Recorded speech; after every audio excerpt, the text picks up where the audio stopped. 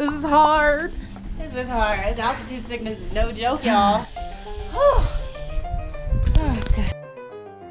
On our journey to Machu Picchu, we wanted to start our adventure in Cusco City, which is a really stark mix of historic Incan remains and Spanish colonial architecture.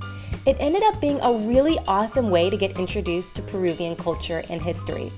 Now, to get to Cusco, we first had to fly into Lima, and then we caught a flight from Lima to Cusco. And you're gonna wanna get a window seat here because the views are amazing.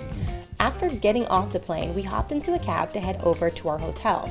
The taxi driver gave us our very first opportunity of many to practice our Spanish. I'm trying to work on my Spanish.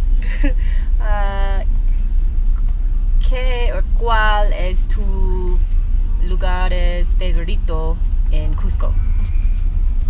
Lugar favorito. Sí, En Cusco. in Cusco.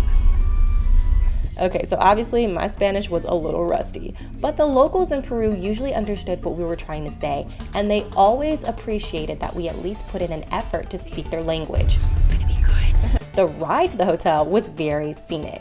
We wanted to stay somewhere that was close to the Plaza de Armas, Cusco's main plaza, which was a central location to all the places we wanted to explore on foot.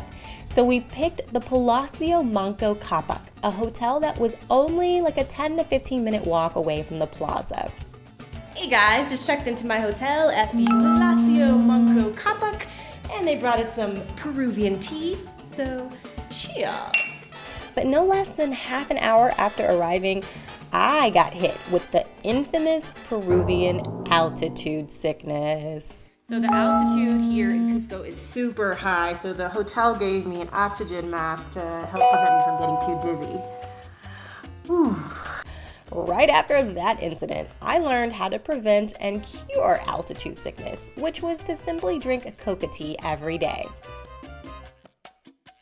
So one other really cool thing about this hotel is that there was this llama and an alpaca right outside the window.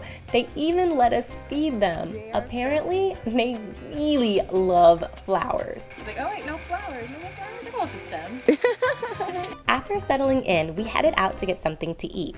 We arrived at Quinta Eulalia, a wonderful restaurant that wound up being a very authentic local eatery. In fact, we were the only foreigners in the entire place.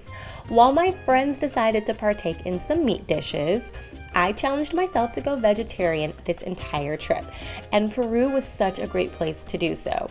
Thanks to its diverse climates, they have a fantastic assortment of yummy fruits, veggies, and grains. Now later on in the evening, we got to see Cusco light up the night sky. We're walking back to our hotel from the Plaza de Armas, and it's quite the hike, but it's really worth it. Look at that view, it's so pretty. But you gotta watch out for that altitude sickness because it's no joke. Almost reminds me of Hollywood Hills. It's gorgeous. The next day, we set out to do a full day of exploring. So we hit those cobblestone streets and we made our way over to our very first stop, San Pedro Market. Visiting markets is one of my favorite ways to get a better understanding of the city's local culture.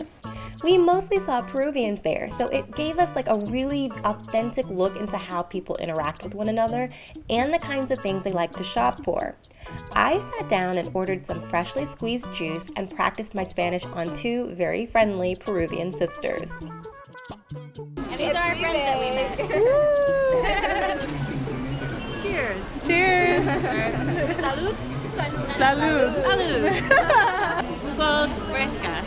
Did I say it right? Yeah. Okay. Next, we made our way over to the QORIKANCHA Museum. Now, of course, you can only film outside the museum and not inside, but I can tell you that this is where I learned some really heavy stuff about the history of the Incas. It gave me more insight into just how tragic the destruction of the Inca Empire was. Now, right around the corner from the museum is the Center for Traditional Textiles. I walked through the museum and I learned all about the history of Peruvian textiles and how they are still traditionally made in modern times. It has this amazing exhibition that celebrates the traditional textiles of the Cusco region and of course the people who wear and make them. And you can also see women actually weaving textiles in front of you. It's so cool. I walked into the little shop right next to the museum where the women were weaving some fabric, and then I bought this little crossbody bag that caught my eye. It felt really good knowing I was buying a product straight from the source. For lunch, we went to Pachapapa. The food was good, but it was so overpriced and touristy in comparison to Quinta Eulalia. But if you're looking for a place to meet other travelers and expats, then hey, this restaurant might be a good spot for you.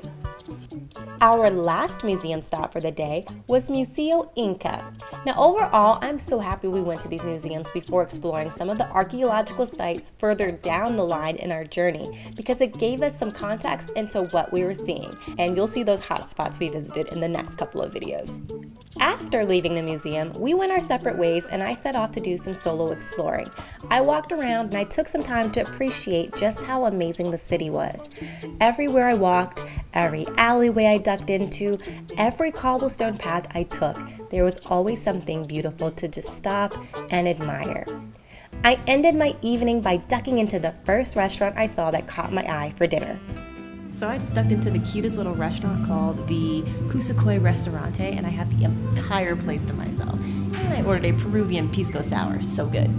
Although I was the only person in QUSIKUY Restaurante, they turned on some Peruvian music, they dimmed the main lighting, and they turned on some really pretty flashing red lights in the background. The guy who worked there only spoke Spanish, so it gave me yet another opportunity to work on my Spanish. He told me which dishes were vegetarian, and he gave me all his recommendations. Oh, and that Peruvian pisco sour I ordered was just amazing. That is so good, and it definitely is sour, so when we say pisco sour, they mean it. On the next episode, we leave Cusco City and head to the Sacred Valley. So connect with me on social media to keep up with the adventure and hit that subscribe button on YouTube.